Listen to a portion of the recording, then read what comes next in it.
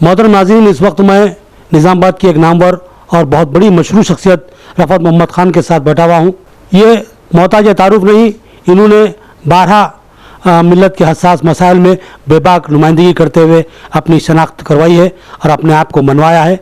आज भी जबकि कोरोना वायरस के जो सो मामले में बहुत ही जो सो हसास सूरत हाल से जो सो लोग गुजर रहे हैं और जो सो शहर में नहीं बल्कि निज़ामाबाद में ही नहीं बल्कि तमाम मुल्क में लॉकडाउन को नाफिज कर दिया गया है। मुल्क इस लॉकडाउन से गुजर रहा है और जो सो इसमें बेशुमार मसाइल का लोगों को सामना है। इस ताल्लुक़ से हम मुख्तसरन गुफ्तगू जो सो रफ़त मोहम्मद ख़ान साहब से करेंगे। इसकी वजह यह है कि रफ़त मोहम्मद ख़ान साहब को ज़िला कलेक्टर ने एक 5 रुकनी कमेटी में मेंबर बनाया है, जिसकी जिम्मेदारी है कि जो अफराद आइसोलेशन किए गए हैं, जो अफराद क्वारंटाइन किए गए हैं, उन अफराद के और जो सो ज़िले हुकाम के दरमियान ये लोग राब्ताकार का रूल अंजाम दें और साथ ही ये लोग आवाम में कोरोना वायरस और लॉकडाउन के ताल्लुक से बाशऊर करते हुए लोगों को घरों से निकलने से रोकें और जो सो लोगों की ज़िंदगी में तहफ़्फ़ुज़ के लिए काम करें। तो आइए इसी से मैं कुछ मुख्तसरन गुफ्तगू हम रफ़त मोहम्मद ख़ान साहब से करते हैं। तो मैं सबसे पहले रफ़त मोहम्मद ख़ान साहब से ये सवाल करूँगा कि जो है सो कुछ लोग यहाँ से जैसे कि बिलखुसूस मैं नाम लूँगा, तबलीगी जमात के कुछ लोग थे जिनको जो सो यहाँ से शक की बुनियाद पर ले जाया गया था कि जो सो उनमें कोरोना पॉजिटिव है, लेकिन जो सो इन लोगों को कोरोना निगेटिव आया है। इसके बाद की सूरत हाल तब्दील होती महसूस नहीं हो रही है। इसके ताल्लुक से आपका क्या ख्याल है? अस्सलाम वालेकुम रहमतुल्लाहि बरकातहू। तमाम शहर निज़ामाबाद को मेरा सलाम। और जो निज़ामाबाद क्या दुनिया के लेवल से एक वायरस कोरोना वायरस नाम से एक दहशत फैली हुई है और हालिया जो निज़ामुद्दीन तबलीगी जमात का एक हेडक्वार्टर है, वहाँ पर जमात के साथियों ने वहाँ शिरकत की और अपने अपने इलाक़ों में 3 दिन के बाद वापस आए। और उसके बाद में ये हवा गश्त हुई कि कोरोना वायरस निज़ामुद्दीन जो गए थे दिल्ली को, वो लोग जो वापस आए हैं वो उनके पास असरात है इसके। और तकरीबन निज़ामुद्दीन के साथियों को टेस्ट किया गया। कुछ लोगों को बोले कि नॉर्मल है, नेगेटिव है, कुछ लोगों का रिज़ल्ट पॉजिटिव है। वो पॉजिटिव का जिसका रिज़ल्ट था उन्हें जैसा कि निज़ामाबाद के कुछ लोगों को हैदराबाद मुंतकिल किया गया और कुछ इलाके के लोगों को जो टेस्ट कराने का है वहाँ मुंतकिल किया गया, लेकिन इसके अंदर 99% नेगेटिव्स आ रहे हैं। और हमने पूछा जब नेगेटिव निकले हैं तो पॉजिटिव जब डिक्लेयर किया गया तो फिर नेगेटिव भी डिक्लेयर किया जाए। तो ये बताया गया कि इसके अंदर कुछ उनका ट्रीटमेंट, जबकि इस मर्ज का आपके पास इलाज नहीं है तो ट्रीटमेंट किसका है, ट्रीटमेंट कौन सी चीज़ का किया जा रहा।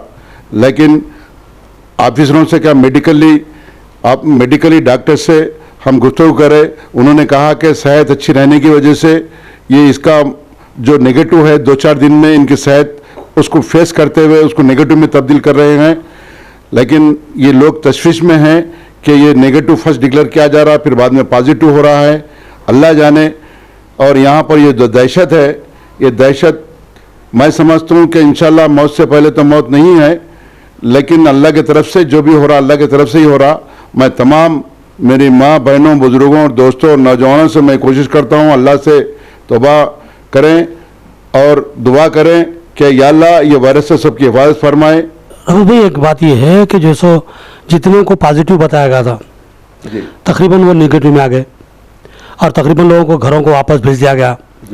लेकिन फिर भी जो सो यहाँ जो लॉकडाउन है, लॉकडाउन के मामले में जो सख्तियाँ बरती जा रही हैं उसमें कोई कमी नहीं हुई, बल्कि जो सो जो बहुत इलाके हैं जिनको जो सो रेड जोन करार दिया गया था, आज भी उनमें जो सो रेड जोन का जो सो मामला बाकी है।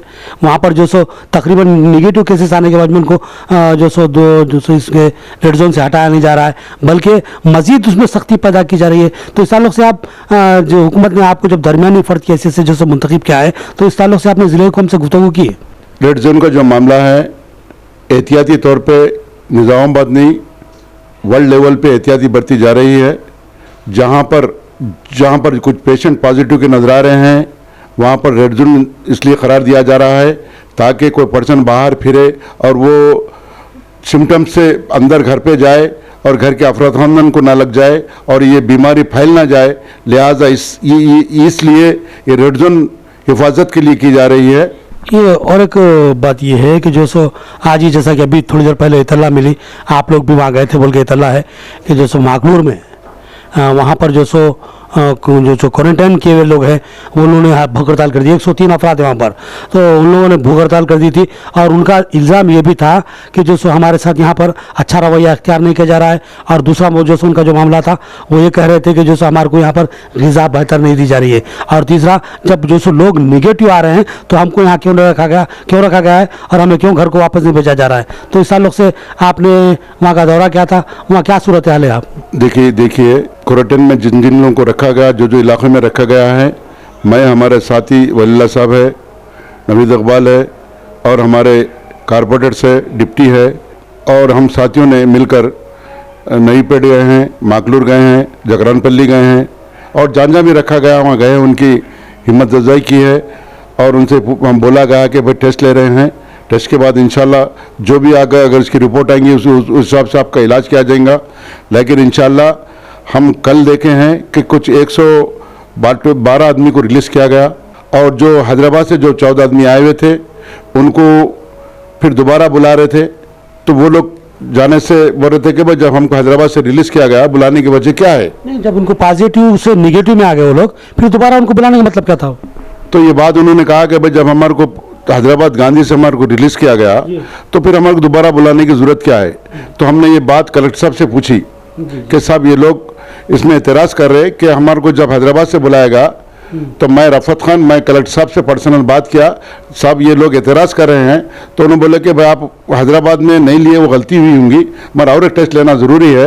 एक पॉजिटिव के बाद 2 टेस्ट लिया जाता, एक टेस्ट ले लिए हैं, उसकी रिपोर्ट तो आ गई है, और एक टेस्ट ले लेने का है। और हमने कहा कि साहब इनको फिर 2-3 दिन वहाँ दवाखाने में रखना है। तो उन्होंने हमारे को तयखुन दिया, आप उनको कन्विंस कीजिए, सिर्फ टेस्ट दीजिए और वो वापस लेके जाइए घर को। तो हम वो लोगों को जाके, मैं हमारे साथियाँ वहाँ पर जाके उनको कन्विंस किए, उन्होंने दवाखाना आए हैं, दवाखाने से फिर उन्होंने अपने घरों को चले गए हैं। और आज हमें ये रिपोर्ट मालूम हुई है कि 14 मेंबर्स का जिनका टेस्ट लिया गया उसमें 13 मेंबर्स का नेगेटिव है और शेख गौस नामी एक शख्स का पॉजिटिव आया है, ये हमको इत्तला मिली है।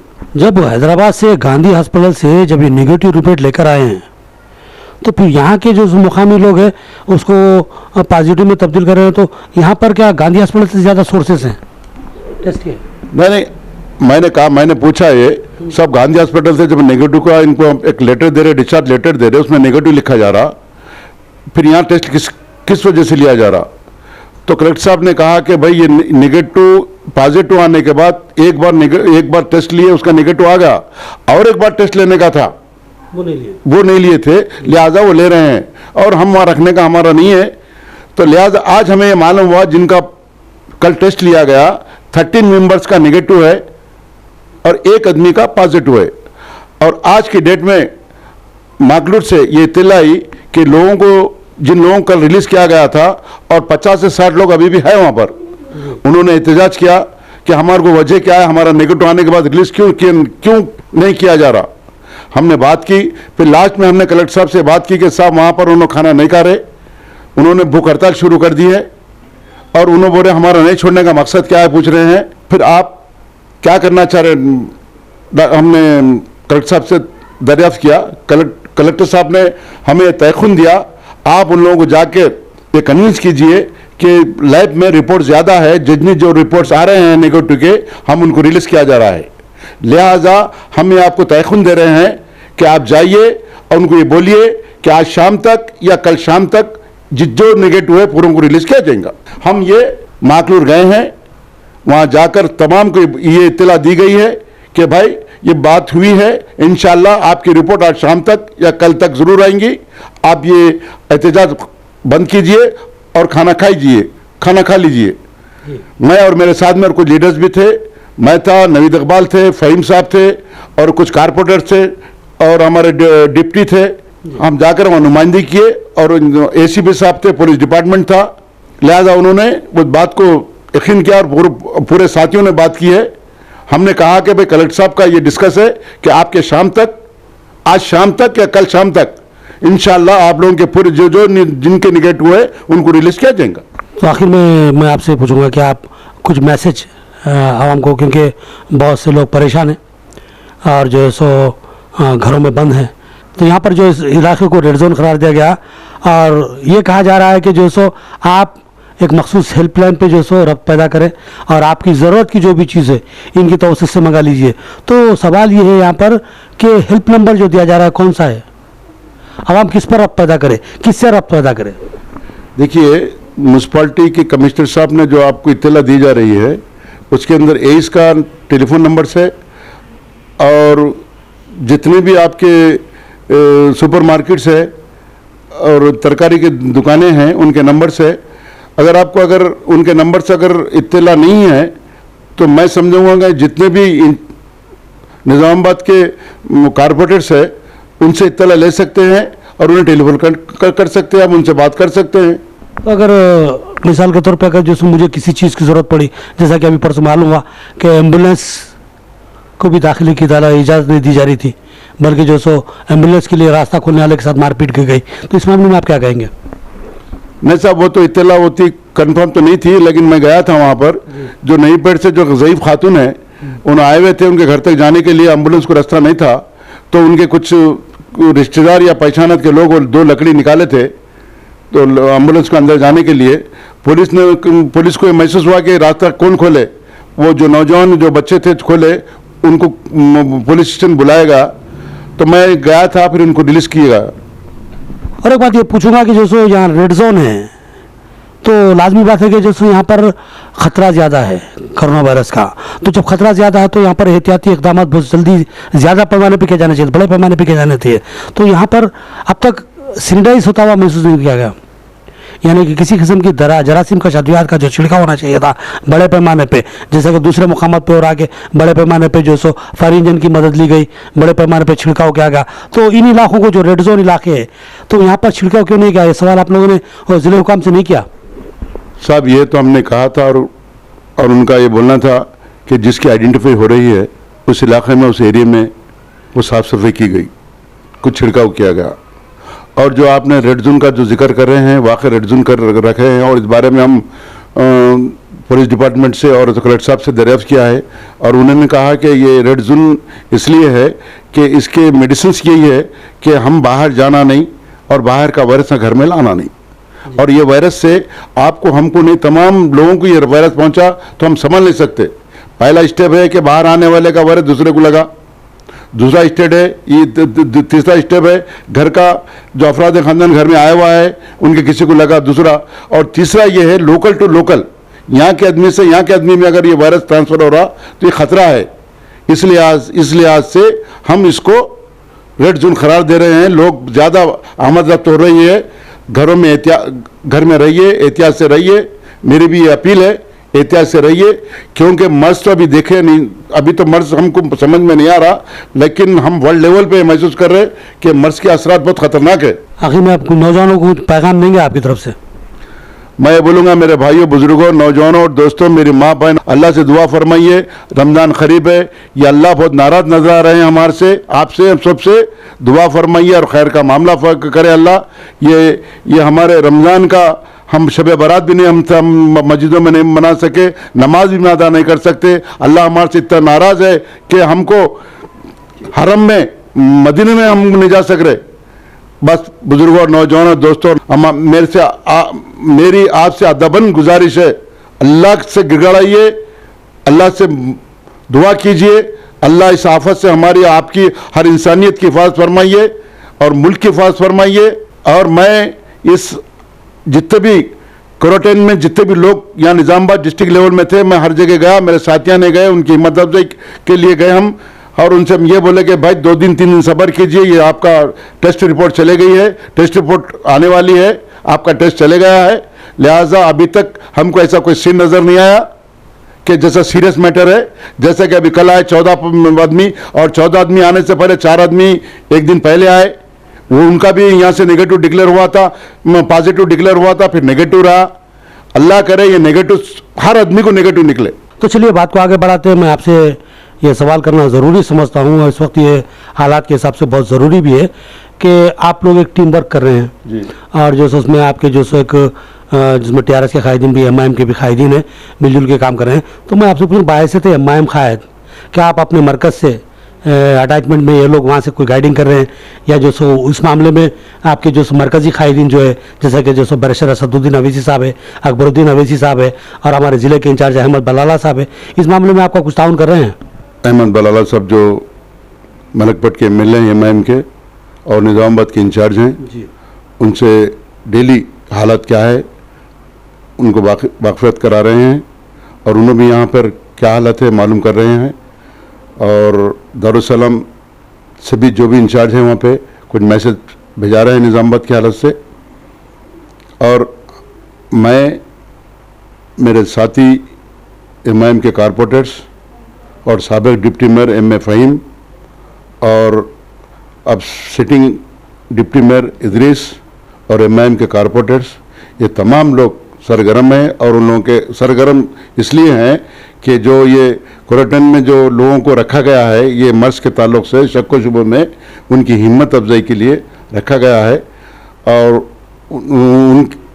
ये मर्ज के ताल्लुक से उनको वहाँ रखा गया है। जो हमारी जो विज़िट है उनकी हिम्मत अफजाई के लिए हमारी ये विज़िट है।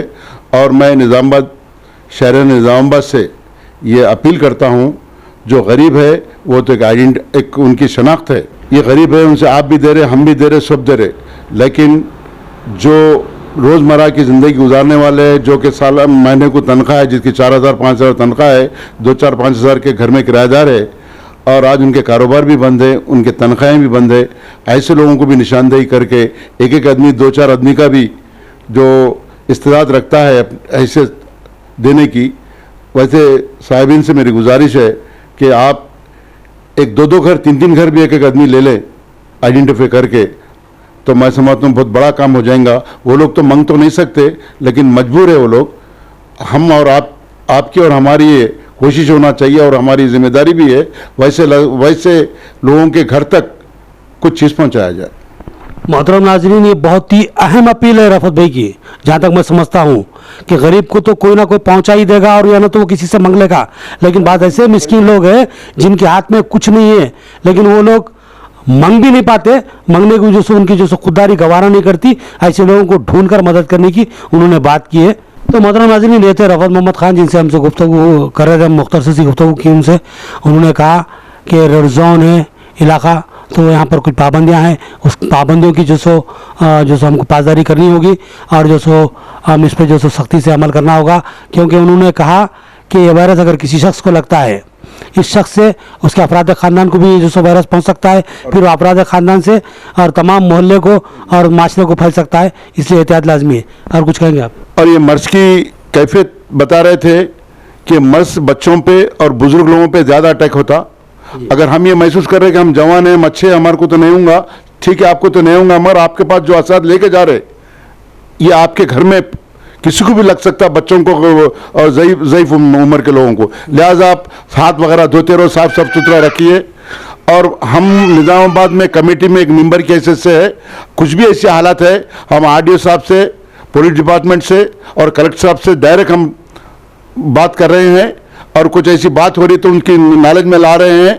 जैसा कि कल का वाक़या था, कल 14 मेंबर्स का उन्हें दवाखाना लेके गया, उनका टेस्ट लिया गया और उनको घर को मुंतकिल किया गया। आज माकलूर में कुछ गड़बड़ हुई, कलेक्टर साहब से बात हुई, कलेक्टर साहब ने बोला कि आप तयखुन दीजिए, आज शाम तक या कल तक जो नेगेटिव आएंगे उनको हम छोड़ देंगे। तो नाज़रीन, ये पैगाम था आप लोगों के लिए रफ़त मोहम्मद ख़ान साहब का। अब हमें इजाज़त दीजिए, अल्लाह हाफिज़।